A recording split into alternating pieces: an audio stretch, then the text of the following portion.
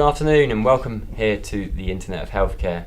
I'm Doug Drinkwater, the editor of Internet Business, and I'm joined by Shafi Ahmed, who is a consultant surgeon at Bart and also co-founder of Virtual Medics. Good to see you today, Shafi.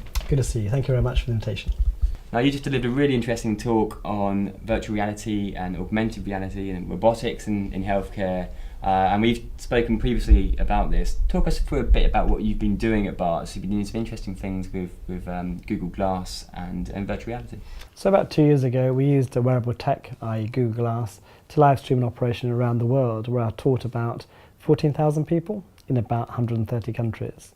And then this year we did a similar thing, but with virtual reality, using Google Cardboard and headsets and apps and smartphones to live stream an operation in virtual reality.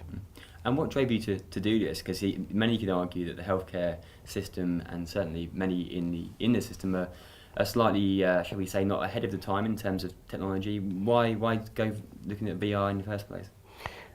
Well, I think ultimately VR will come in and it become more affordable, and the penetration will be much more than it is at the moment because of the smartphone being ubiquitous around the world. So it's a solution to a global problem, in my opinion. We have huge problems globally in terms of making surgical care and education equitable. I think this offers a simple and affordable solution for the future.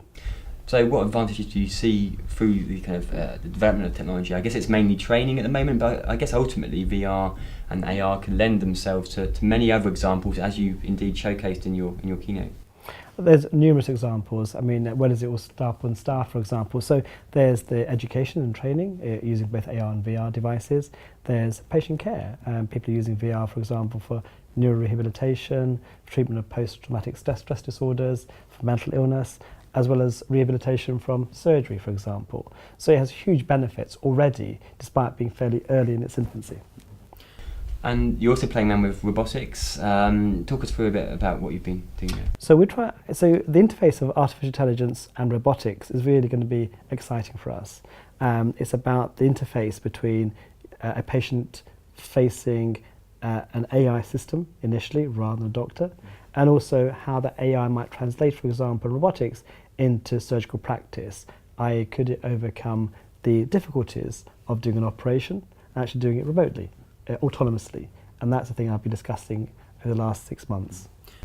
Playing devil's advocate, what are the technology challenges there? And again, we spoke about this earlier, but is there locally, I think you said there's no issue, but if we're going to talk about remote care and this idea of patients being at home for longer, are there, in your view, going to be some technology challenges along the way? I think there's two challenges. One is technology, one is sort of patient acceptance, if you like. People need to be, I think we need to almost condition patients in a different way, saying actually your care will be at home, it will still be good and excellent care, but we're going to do it in a different way to keep you at home and manage you remotely with monitoring systems, with telemedicine, for example. And of course it's about then saying to patients, look, actually, what do you need a doctor for? You need them for certain things that we can offer a care for, but do we need it for the whole breadth of medicine? For example, radiology comes to mind, x-rays. This can be done by artificial intelligence tomorrow. It's about recognition of changes in an x-ray, which can be picked up by a computer tomorrow and give you a diagnosis. Dermatology already has been using apps for diagnosis. Literally, you hold a smartphone to someone's skin lesion, it gives you a diagnosis. So already the AI interface and intelligence is there being utilised in certain parts, in pockets, but innovation is always like that. Yeah. Is the NHS in the UK kind of ready for this? If not, how do you drive that acceptance? The NHS works in mysterious ways. There's pockets of innovation, early adopters, early innovators, and pockets of great examples of how innovation can be implemented, but it's not universal, and that's our main problem.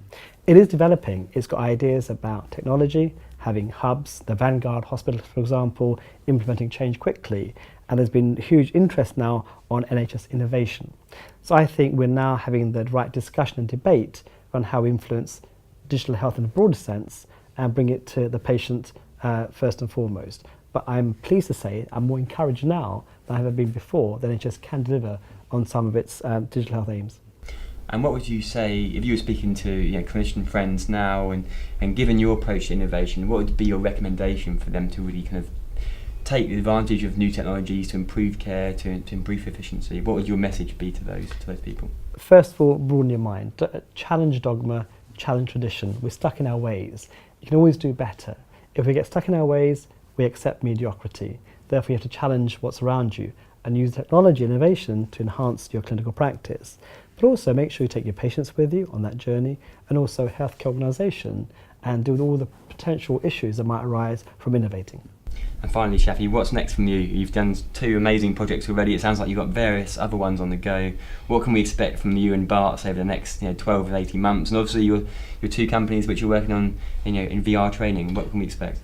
Well, we're going to create a lot of content to drive VR. VR is great, but it lacks the content. So we're going to do content over the next 6 months to a year, and we're going to raise that into adding haptic feedback to the immersive environment, which will take next 2, 3, 5 years maybe to get it absolutely right in people's hands, adding the sensation, and then doing live streaming more operations globally, making it more equitable, making it more accessible to more people, now that we have a formula that seems to work and the narrative is understood by the world as a whole. Shafi, really appreciate your time. Enjoy the rest of the conference, and thanks again. Thank you very much for having me.